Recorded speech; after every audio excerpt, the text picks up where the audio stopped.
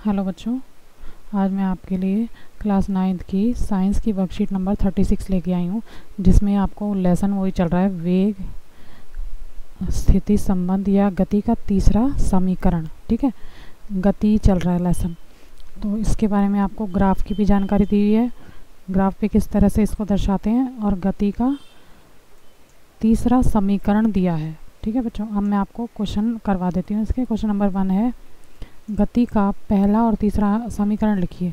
तो बच्चों, पहला समीकरण है, गति का पहला समीकरण बराबर v बराबर है v जमा ए टी, और गति का तीसरा समीकरण है 2as बराबर है v की घात 2 और घटा u की घात 2।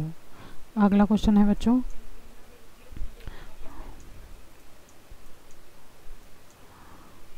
क्वेश्चन नंबर 2 है, गति के तीसरे समीकरण को वेग समय ग्राफ। प्रश्न नंबर 2 है, गति के तीसरे समीकरण को वेग समय ग्राफ से व्युत्पन्न कीजिए। बच्चों, ये जो पिक्चर है ये आपको बनानी है इस आंसर में। ठीक है, ये गति का तीसरा समीकरण है, ग्राफ पे बनाई ये पिक्चर और ये साइड में बनी, दोनों पिक्चर आपको बनानी है इसके आंसर में। और फिर लिखना ये है, मान लीजिए वस्तु का प्रारंभिक वेग बिंदु बराबर है क्या, ए पर बराबर है u, जहाँ u बराबर है नहीं है 0। वस्तु का अंतिम वेग बिंदु b पर बराबर है v। बिंदु a से b तक पहुंचने के लिए लिया गया समय बराबर है t। समान त्वरण बराबर है a। बिंदु b से x अक्ष समय पर लंब bc खींचें।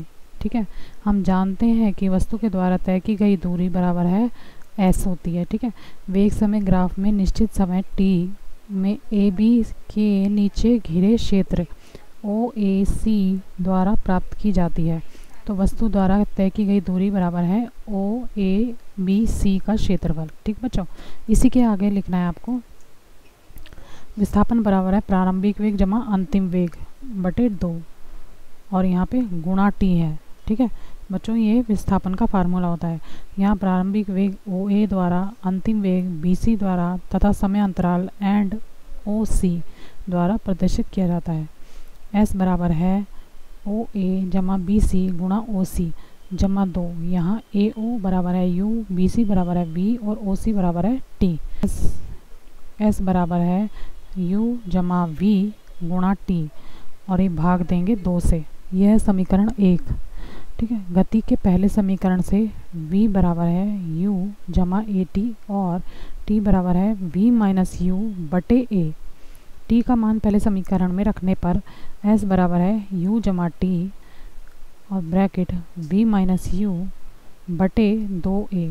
गति का तीसरा समीकरण है बच्चों, 2as बराबर है v की घात 2 और u की घात 2 है ये। ठीक है, ये होगा गति का तीसरा समीकरण।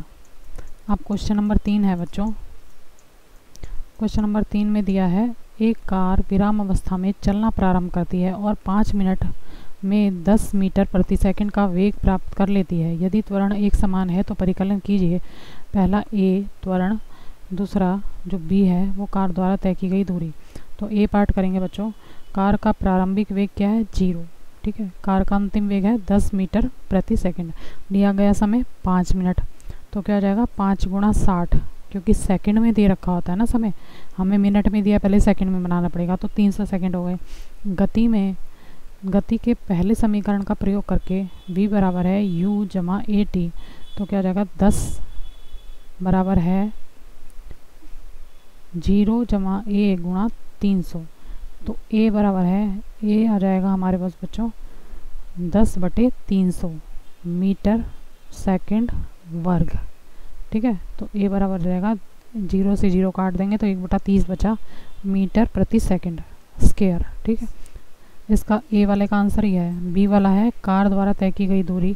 गति के तीसरे समीकरण का प्रयोग करके 2as बराबर है v की घात 2 घटा u की घात 2। तो जाएगा 2 गुणा 1/30, जो हमने पहले निकाला है आंसर 1/30, गुणा में s बराबर है 10 की घात 2 घटा 0 की घात 2। ठीक है, तो ये हो जाएगा 2 गुणा 1/30 गुणा s बराबर है 100। तो s बराबर है 100/2 गुणा 30/1, तो ये आ जाएगा 50। 100/2 कट जाएगा, 50 आ जाएगा, 2 एकम 2, 2 पंजे 10, और 30/1 का मतलब 30 ही होता है। तो s बराबर है, इन दोनों को गुणा करेंगे तो गुणा करेंगे ना 50 और 30 को, तो 1500 आ जाएगा। कार के द्वारा 1500 मीटर की दूरी तय की गई। ये थे बच्चों इसके 3 क्वेश्चन। इस वर्कशीट में 3 ही क्वेश्चन थे बच्चों। अगर आपको मेरा वीडियो पसंद आए तो प्लीज़ मेरे चैनल को लाइक करना, सब्सक्राइब करना। Thank you very much.